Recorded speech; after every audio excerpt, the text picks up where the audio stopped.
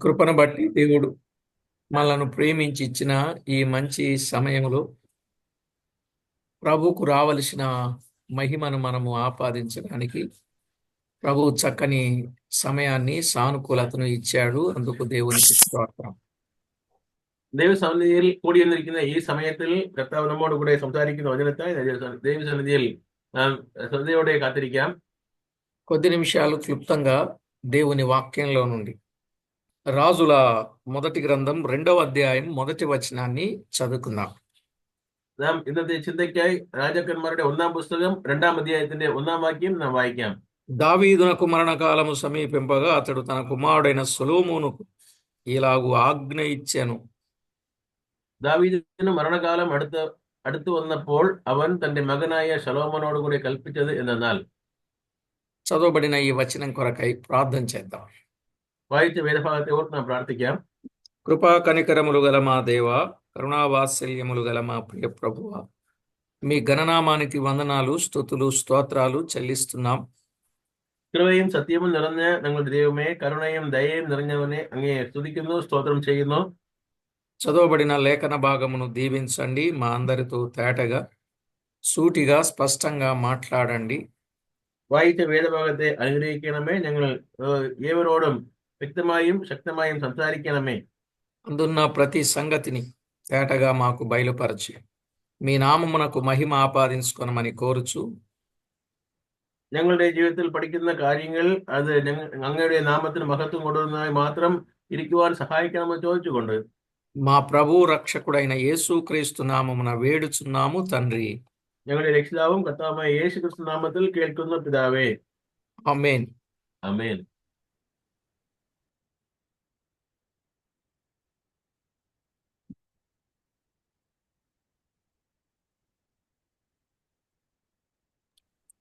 ప్రియులారా, మనము దావీదుకు మరణకాలము సమీపమైనప్పుడు అతడు తన కుమారుడైన సొలొమోనుకు ఇచ్చిన ఆజ్ఞను మనము గమనిస్తున్నాం. നാം ഈ ഭാഗത്തിൽ തന്റെ മരണകാലം അടുത്തപ്പോൾ ദാവീദ് തന്റെ മകനായ ശലോമോന് കൊടുത്ത ആലോചനകളെ കുറിച്ച് നാം കാണുന്നു. ఇక్కడ దావీదు ఆయనకు చెప్పిన, సొలొమోనుకు చెప్పిన ఆజ్ఞ ప్రకారంగా చేస్తే ఫలితం ఎలా ఉంటుందో తేటగా మనం వినుకుంటూ వస్తున్నాం. ദാവീദ് പറഞ്ഞ ആലോചനകൾ അനുസരിച്ച് ചെയ്താൽ അതിനുള്ള അനുഗ്രഹങ്ങൾ എങ്ങനെ ഇരിക്കുമെന്ന് പറയുന്നു. అలాగే మన దేవుడైన ప్రభు మనకు చెప్పే ఏ ఆజ్ఞైనా మనము పాటిస్తే మన జీవితాలు ఎలా ఉంటావో ఇందులో చక్కని పాఠాలు నేర్చుకుంటూ వస్తున్నాం. അതുപോലെ കർത്താവ് നമ്മളോട് പറയുന്ന ആലോചനകളെ കേട്ട് നടന്നാൽ ഉള്ള അനുഗ്രഹം എന്ത് എന്നുള്ളതെയും നാം കേട്ട് വന്നുകൊണ്ടിരിക്കുന്നു. కనుక ప్రతి ఒక్కరూ దైవ ఆజ్ఞలను పాటించుట అది ఎంతో క్షేమదాయకం. അതുകൊണ്ട് ഓരോരുത്തരും ദൈവ വചനങ്ങളെ കേൾക്കുന്നത് എത്ര അനുഗ്രഹമായിരിക്കുന്നു നാം മനസ്സിലാക്കുന്നു. కనుక ప్రతి ఒక్కరూ దేవుని ఆజ్ఞ పాటించుట ఎంత ప్రయోజనకరమో దైవ లేఖనాలలో మనము చూస్తాం. അതുകൊണ്ട് ഓരോരുത്തരും ദൈവം തരുന്ന ആലോചനകളെ കേൾക്കുന്നത് എത്രയോ പ്രയോജനമായിരിക്കുന്നു നാം കാണുന്നു. దేవుడు మోషేకు చెప్పిన ఆజ్ఞలు అన్నీ నెరవేర్చాడు. అలాగే ఇశ్రాయేలీయులు మోషే చెప్పిన ఆజ్ఞలను నెరవేర్చారు. മോശെ മുഖാന്തരം കർത്താവ് പറഞ്ഞ ആലോചനകളെ മോശയും അതുപോലെ ഇസ്രായേൽ ജനങ്ങളും നിറവേറ്റി നാം കാണുന്നു. కాబట్టి ప్రతి ఒక్కరూ ఈ సత్యాలు గమనించాలి. അതുകൊണ്ട് ഏവരും ഈ സത്യത്തെ മനസ്സിലാക്കിക്കൊള്ളണം.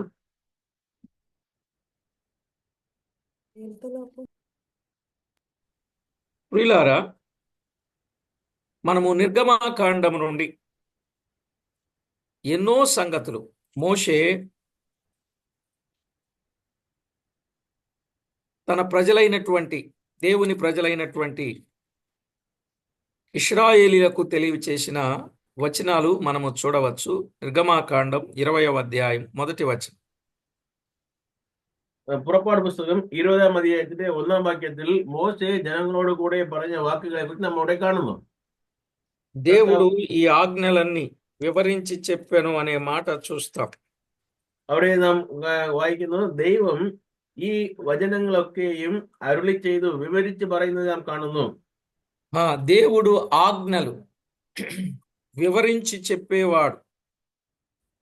ఏమన్నాడంటే കർത്താവ് തന്റെ 20 ആലോചനകളെ ജനങ്ങൾക്ക് അത് വ്യക്തമായി വിവരിച്ച് പറയുന്നവനായിരിക്കുന്നു. నిర్గమాకాండం 20వ అధ్యాయం 6వ వచనాన్ని మనం చదువుకుందాం. അതേ അധ്യായം പുറപ്പാട് പുസ്തകം 20-ാം അധ്യായത്തിന്റെ 6-ാം വാക്യത്തിൽ വായിക്കുമ്പോൾ, ఆ, నన్ను ప్రేమించి నా ఆజ్ఞలు గైకొను వారిని 1000 తరముల వరకు కరుణించువాడనై ఉన్నాను. അവിടെ കർത്താവിനെ സ്നേഹിക്കുകയും കൽപ്പനകളെ പ്രമാണിക്കുകയും ചെയ്യുന്നവന് 1000 തലമുറ വരെ ദയ കാണിക്കുകയും ചെയ്യും എന്ന് വായിക്കുന്നു. ప్రియులారా, నన్ను ప్రేమించి నా ఆజ్ఞలు గైకుంటే, అంటే ఆయన్ను ప్రేమించి ఆయన ఆజ్ఞలు గైకుంటే 1000 తరముల వరకు దేవుడు కరుణిస్తాడు అని చెప్పాడు. കർത്താവിനെ സ്നേഹിച്ച് ദൈവത്തിന്റെ ആലോചനകളെ കൈക്കൊണ്ടാൽ 1000 തലമുറ വരേക്കും ദൈവം ദയ കാണിക്കുന്നു എന്ന് നാം വായിക്കുന്നു. నిజంగా ప్రియులారా, ఆ ఆజ్ఞలు ఏమిటి?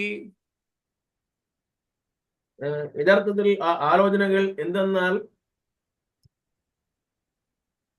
34 నిర్గమాకాండం 28.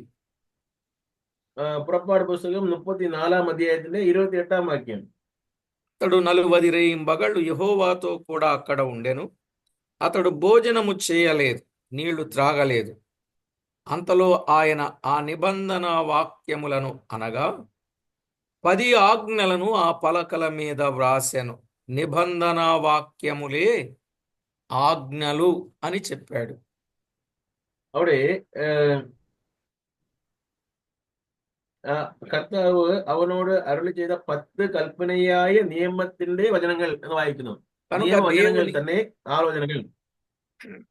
దేవుని ఆజ్ఞలు అనంటే నిబంధన పలకలు అని మనం గుర్తు చేసుకోవాలి. കർത്താവിന്റെ ആലോചന എന്ന് പറഞ്ഞാൽ അത് ഉടമ്പടി വാക്കുകൾ എന്ന് നാം കാണുന്നു. వాస్తవానికి దాదాపుగా 613 ఆజ్ఞలు ఉన్న ఈ 10 ఆజ్ఞలు పలకల మీద వ్రాసి తప్పనిసరిగా పాటించవలెనని వారికి అందించిన సంగతి. 613 കൽപ്പനകൾ വചനത്തിൽ നാം കാണുന്നു. എങ്കിലും ഈ 10 മാത്രം കൽപ്പനകൾ പലകകളിൽ എഴുതി രേഖപ്പെടുത്തിയിരിക്കുന്നത് നാം കാണുന്നു. అందులో 5 ఆజ్ఞలు ప్రభువుకు సంబంధించినవి, మరి 5 ఆజ్ఞలు పొరుగువారికి సంబంధించినవి. ഈ 10 5 ആലോചനകൾ ദൈവത്തോട് സംബന്ധപ്പെട്ടതായും 5 ആലോചനകൾ മനുഷ്യരോട് ബന്ധപ്പെട്ടതായും നാം കാണുന്നു. కనుక ఏది ఏమైనా దేవుని ఆజ్ఞ ప్రకారంగా మనము చేయాలి. എങ്ങനെ ഇരുന്നാലും നാം കർത്താവിന്റെ ആലോചന പ്രകാരം എല്ലാം ചെയ്യണം. 1000 తరముల వరకు కరుణించబడతారు. అదే సమయములో ఆజ్ఞలను పాటించేవారు దీవించబడతారు. 1000 തലമുറ വരേക്കും കർത്താവ് കരുണ കാണിക്കുന്നു. അതുപോലെ അവ കൈക്കൊള്ളുന്നവർ മേൽ ദയയും കാണിക്കുന്നവരായിരിക്കുന്നു. నిర్గమాకాండం 39:43. ആ വാക്യത്തെ നാം പുറപ്പാട് പുസ്തകം 39-ാം അധ്യായം 43-ാം വാക്യത്തിൽ കാണുന്നു. మోషే ఆ పని అంతయు చూచినప్పుడు యెహోవా ఆజ్ఞాపించినట్లు వారు దానిని చేసియుండిరి. అలాగుననే చేసియుండిరి గనుక మోషే వారిని దీవించెను. അവിടെ മോശെ കൽപ്പിച്ചതുപോലെ അവർ എല്ലാം ചെയ്തത് മുഖാന്തരം മോശെ അവരെ അനുഗ്രഹിച്ചു. కనుక ఇక్కడ దీవించబడినట్లుగా మోషే వారిని దీవించినట్లు, ఎవరిని? ఆజ్ఞలను పాటించిన వారిని మోషే దీవించినట్లుగా అక్కడ వ్రాయబడింది. ഇവിടെ കൽപ്പനകളെ പ്രമാണിച്ചു അതുപോലെ ചെയ്ത ആ ജനങ്ങളെ മോശെ അനുഗ്രഹിച്ചതെ കുറിച്ച് നമ്മുടെ വായിക്കുന്നു. కనుక ప్రతి ఒక్కరూ ప్రభునందు ప్రియులారా, ఈ వాస్తవిక సత్యాలు అర్థం చేసుకోవాలి, ప్రభువుకు అనుకూలులుగా మార్పు చెందాలి. അതുകൊണ്ട് ഈ വചന സത്യങ്ങളെ മനസ്സിലാക്കിക്കൊണ്ട് ദൈവത്തിന് അനുകൂലമുള്ളവരായി ഇഷ്ടപ്പെടുന്നവരായി ജീവിക്കണം. నిర్గమాకాండం 40వ అధ్యాయం 16వ వచనంలో కూడా చదివితే പുറപ്പാട് പുസ്തകം 40-ാം അധ്യായത്തിന്റെ 16-ാം വാക്യം വായിക്കുമ്പോൾ അവിടെ మోషే ఆ ప్రకారము చేసెను, యెహోవా అతనికి ఆజ్ఞాపించిన వాటన్నింటినీ చేసెను, అలాగుననే చేసెను. മോശെ അങ്ങനെ തന്നെ ചെയ്തു. യഹോവ കൽപ്പിച്ചതുപോലെ ഒക്കെയും അവൻ ചെയ്തു. ఆజ్ఞాపించిన వాటిని అన్నింటినీ చేసెను, అలాగుననే చేసెను. കൽപ്പിച്ചതുപോലെ ഒക്കെയും അങ്ങനെ തന്നെ ചെയ്തു എന്നുള്ള വാക്കുകളെ നാം കാണുന്നു. ప్రియులారా, ఆ ప్రత్యక్షపు గుడారపు పని యావత్తూ కూడా దేవుడు మోషేకు ఎలాగూ ఆజ్ఞాపించాడో ఆజ్ఞాపించిన ప్రకారం అలాగుననే చేశాడు. ആ സമാഗമന കൂടാരത്തിന്റെ പണികളെ നോക്കുമ്പോൾ കർത്താവ് എങ്ങനെ പറഞ്ഞു അതുപോലെ മോശെ ചെയ്തു എന്ന് വായിക്കുന്നു. అందువల్ల మోషే దీవించబడ్డాడు, అదే సమయములో ఇతరులను దీవించే స్థితిలో ఉన్నాడు. ഇങ്ങനെ ചെയ്തത് മുഖാന്തരം മോശെ അനുഗ്രഹിക്കപ്പെട്ടു. മാത്രമല്ല മറ്റുള്ളവരെയും അനുഗ്രഹിക്കുന്ന ആ സ്ഥിതിയിൽ അവൻ കടന്നു വന്നു. కనుక ప్రతి ఒక్కరూ దైవ ఆజ్ఞలను పాటించి దేవుని నామమునకు మహిమ ఆపాదించే వారంగా ఉండాలి. അതുകൊണ്ട് പ്രിയമുള്ളവരെ, നാം ഓരോരുത്തരും കർത്താവിന്റെ കൽപ്പനകളെ പ്രമാണിച്ച് ദൈവത്തിന് മഹത്വം കൊണ്ടുവരുന്നവരായി നാം ജീവിക്കേണ്ട ആവശ്യമാകുന്നു. మోషే ఎలాగైతే చేశాడో ఆ ఇశ్రాయేలు ప్రజలు ఏం చేశారు? సంఖ్యాకాండం 17వ అధ్యాయం 11వ వచనం. പുറപ്പാട് പുസ്തകം 15-ന്റെ 11-ാം വാക്യം നാം വായിക്കുമ്പോൾ 17-ന്റെ 11-ാം വാക്യം വായിക്കുമ്പോൾ അവർ എന്ത് ചെയ്തു? సంఖ్యాకాండం 17-11. ആവർത്തന പുസ്തകം 17-11 ഉപാഗമം. పొరపాటు పుస్తకం, ఆవర్తన పుస్తకం. యెహోవా మోషేకు ఆజ్ఞాపించినట్లు అతడు చేసెను, అలాగుననే చేసెను. കർത്തർ മോശെ തന്നെ അങ്ങനെ തന്നെ ചെയ്തു. യഹോവ തന്നോട് കൽപ്പിച്ചതുപോലെ അവൻ ചെയ്തു. కాబట్టి ప్రభునందు ప్రియులారా, దేవుని వాక్యంలో వ్రాయబడిన వాస్తవిక సత్యం వరుసగా దేవుడు చెప్పినట్లు మోషే చేశాడు, మోషే చెప్పినట్లు ఇశ్రాయేలు చేశారు. കർത്താവ് പറഞ്ഞ കൽപ്പനകളെ കുറിച്ച് നാം ചിന്തിക്കുമ്പോൾ കർത്താവ് പറഞ്ഞതുപോലെ മോശെ ചെയ്തു, മോശെ പറഞ്ഞതുപോലെ ഇസ്രായേൽ ജനങ്ങൾ ചെയ്തു. మరి దేవుడు చెప్పినట్లు మనము చేస్తున్నామా? ఆయన ఆజ్ఞాపించినట్లు మనము ఆజ్ఞను అనుసరిస్తూ ఉన్నామా? మనం ఆలోచన చేయాలి. നാം കർത്താവ് തന്നതുപോലെ പറഞ്ഞതുപോലെ നാം ചെയ്യുന്നുവോ ആ കാര്യങ്ങൾ നാം ചിന്തിക്കേണ്ടത് ആവശ്യമാകുന്നു. నిజంగా వారు అలా చేయటం మూలాన ఎంత గొప్ప స్థితిని వారు కలిగి ఉన్నారో సంఖ్యాకాండం 31:7లో మనము చూస్తాం. അങ്ങനെ ചെയ്യുന്നത് മുഖാന്തരം അവർ അനുഭവിക്കുന്ന സൗകര്യത്തെ കുറിച്ച് సంఖ్యా పుస్తకం 31-వ అధ్యాయం 7వ వాక్యത്തിൽ వారు കാണുന്നു. జయము పొందినట్లుగా, శత్రువులను లేకుండా చేసినట్లుగా మనము చూస్తాం. അവർ ജയം പ്രാപിച്ചവരായി, ശത്രുക്കളെ ജയിച്ചവരായി നാം അവരെ കുറിച്ച് കാണുന്നു. అనగా వారు చుట్టూ నెమ్మదిని పొందిన వారినిగా చూస్తాం. അവരെ ജയിച്ചത് മുഖാന്തരം അവർ നിമ്മതിയുള്ളവരായി, సమాధానముള്ളవరాయి നാം കാണുന്നു.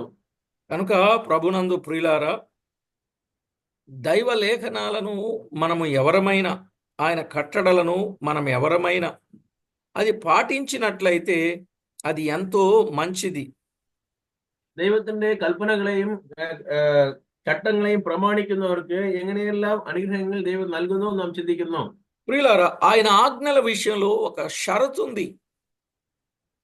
കർത്താവിന്റെ കൽപ്പന കാര്യങ്ങൾ നാം അധിക വൈരാഗ്യമായി കാണണം. ద్వితీయోపదేశకాండం 4వ అధ్యాయం 2వ వచనం. ആവർത്തന പുസ്തകം 4:2. బ్రదర్, ద్వితీయోపదేశకాండం ప్రోప్స్ ఉభాగము భూభాగము నడుము. డిట్రోనమీ డిట్రోనమీ డ్యూటరానమీ ఆవర్తనం. ఎస్ అయ్యి. ఓకే. ఎస్. 4:2లో మీ దేవుడైన యెహోవా ఇచ్చిన ఆజ్ఞలను మీకు ఆజ్ఞాపించుచున్నాను, వాటిని గైకొనుటయందు నేను మీకు ఆజ్ఞాపించిన మాటతో దేనిని కలుపకూడదు, దానిలో నుండి దేనిని തീസിവേയக்கூడదు.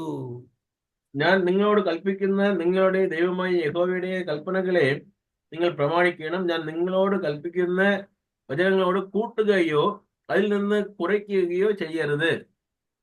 కాబట్టి దేనిని కలపకూడదు ఆయన ఇచ్చిన ఆజ్ఞలో. ఆయన ఇచ్చిన ఆజ్ఞను దేనిని తీసివేయకూడదు. ఇది చాలా జాగ్రత్త కలిగి మనము വിവേചിంచాలి. കർത്താവ് നൽകിയിരിക്കുന്ന ആജ്ഞകൾ, ആ കൽപ്പനകളിൽ നിന്നും ഒന്നിനെയും കൂട്ടുവാനും പാടില്ല, കുറയ്ക്കുവാനും പാടില്ല എന്നുള്ളത് ആ വാക്കിൽ നാം വളരെ ശ്രദ്ധയോടെ ചിന്തിക്കേണ്ട ഒരു കാര്യമാകുന്നു. ద్వితీయోపదేశకాండం 4:40లో ఆయన ఆజ్ఞాపించినవి చేస్తే క్షేమమున్నది, దీర్ఘాయుషున్నదని ఇక్కడ చెప్పాడు. അതേ അധ്യായം ആവർത്തനം 4:40 അങ്ങനെ കർത്താവിന്റെ കൽപ്പനകളെ അതുപോലെ ചെയ്യുന്നുവെങ്കിൽ ദീർഘായുഷുണ്ട്, നന്മ ഉണ്ട്, ക്ഷേമമുണ്ടെന്നെല്ലാം കർത്താവ് പറയുന്നു. వాటిని చాలా జాగ్రత్తగా ఆచరించాలి అని కూడా చెప్పాడండి. കർത്താവിന്റെ കൽപ്പനകളെ നാം വളരെ ശ്രദ്ധയോടെ കൈക്കൊള്ളണമെന്നും കർത്താവ് പറയുന്നു. 6వ అధ్యాయం 17వ వచనంలో 6ാം അധ്യായത്തിലെ 10ാം വാക്യം. ద్వితీయోపదేశకాండం 6:17. ఆవర్తన పుస్తకం 6:15. మీ దేవుడైన యెహోవా ఆజ్ఞలను అనగా ఆయన నీకు నియమించిన శాసనములను కట్టడలను జాగ్రత్తగా ఆచరింపవలెను. జాగ్రత్తగా ఆచరింపవలెను. നിങ്ങളുടെ ദൈവമായ യഹോവ നിങ്ങളോട് കൽപ്പിക്കുന്ന കൽപ്പനകളും സാക്ഷ്യങ്ങളും ചട്ടങ്ങളും നിങ്ങൾ జాగ్రత్తയോടെ ప్రమాణిക്കണം. 6వ అధ్యాయం 2వ వచనం అదే ద్వితీయోపదేశ కాండములో ఆయన ఆజ్ఞలన్నీ జీవిత దినములన్నింటను గైకొనాలి అని చెప్పాడు. കർത്താവിന്റെ ആലോചനകളെയും ചട്ടങ്ങളെയും ഈ ആവർത്തന പുസ്തകം 6:2 വായിക്കുമ്പോൾ അത് ജീവിതകാലമൊക്കെയും കൈക്കൊള്ളണമെന്ന് വായിക്കുന്നു. కనుక జాగ్రత్తగా గైకొనాలి, జీవితకాలం అంతయు గైకొనాలి, కలపకూడదు, తీసివేయకూడదు. ജീവിതകാലമൊക്കെയും കൈക്കൊള്ളണം. അതിന് കൂടെ ഒന്ന് കൂട്ടുവാൻ പാടില്ല, കുറയ്ക്കുവാൻ പാടില്ല. అలాగే ఎప్పుడైతే చేస్తామో 1000 తరముల వరకు కరుణిస్తాడు. അതുപോലെ ചെയ്യുന്നവർക്ക് 1000 തലമുറ വരയ്ക്കും കർത്താവ് ദയ കാണിക്കുന്നു. అంతేకాదు వారికి నీతి కలుగుతుంది అన్నాడు ద్వితీయోపదేశకాండం 6:25లో. ഇതേ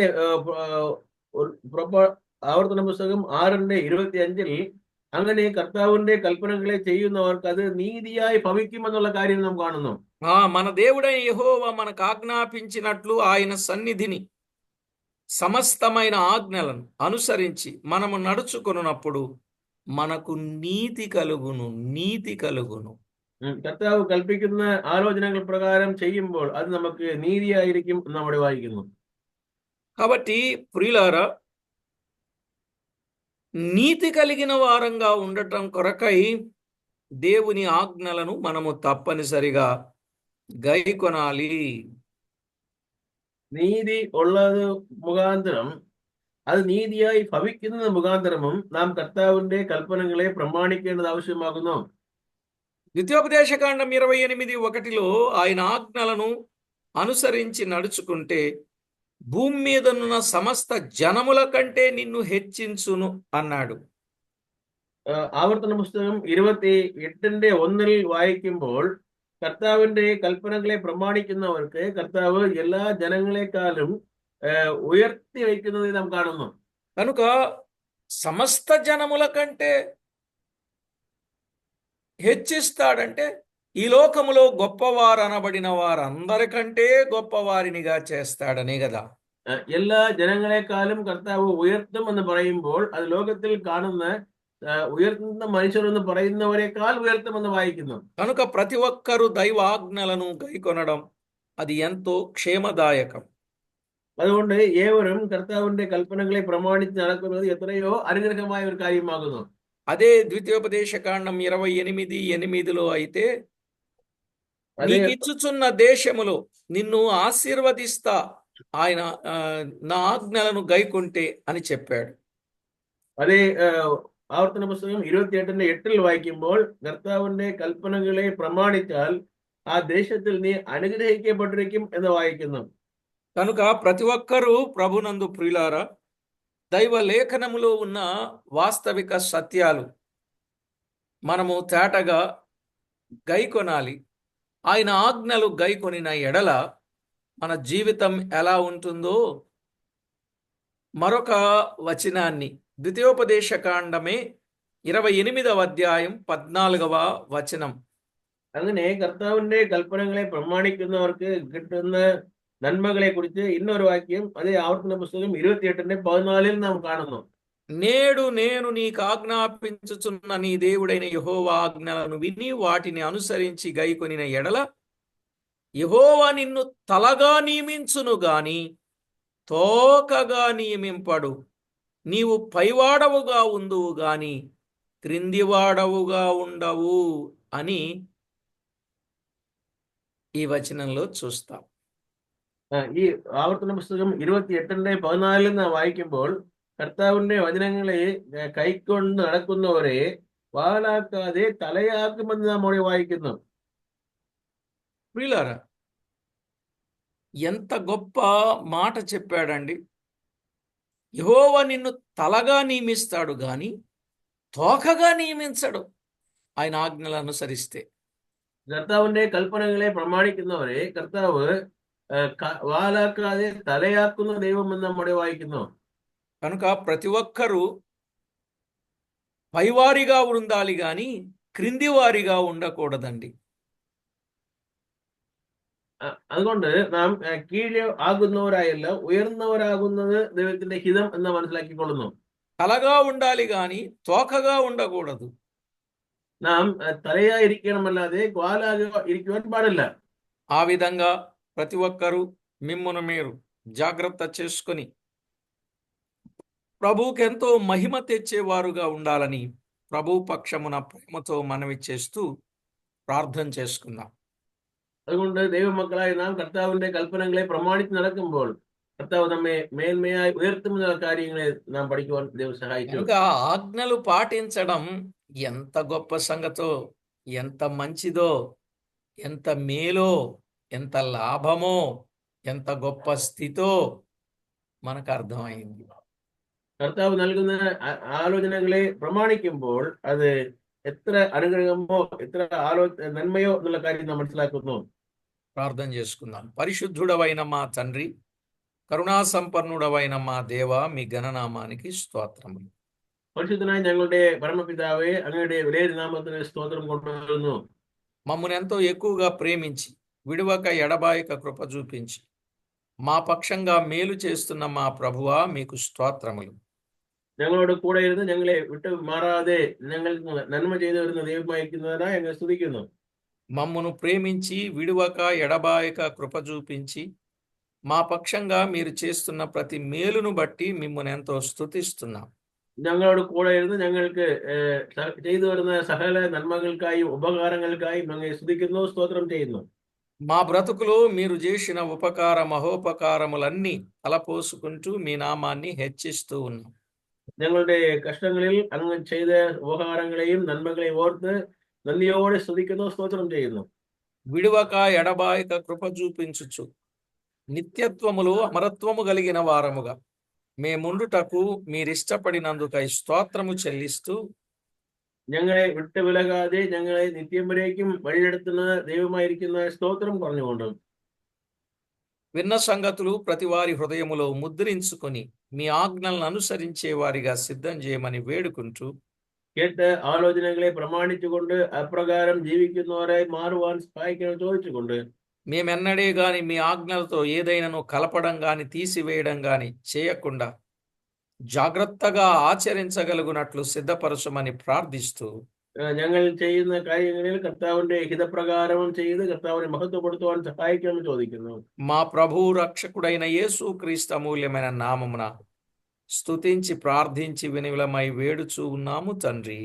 ഞങ്ങളുടെ രക്ഷിതാവും കർത്താവുമായ യേശു ക്രിസ്തുവിന്റെ നാമത്തിൽ സ്തുതിയോടും സ്തോത്രത്തോടും കേൾക്കുന്നു പരമപിതാവേ. ఆమేన్. ആമേൻ. ప్రభునందు ప్రియులారా, ఆమేన్. దైవాజ్ఞలను పాటించడం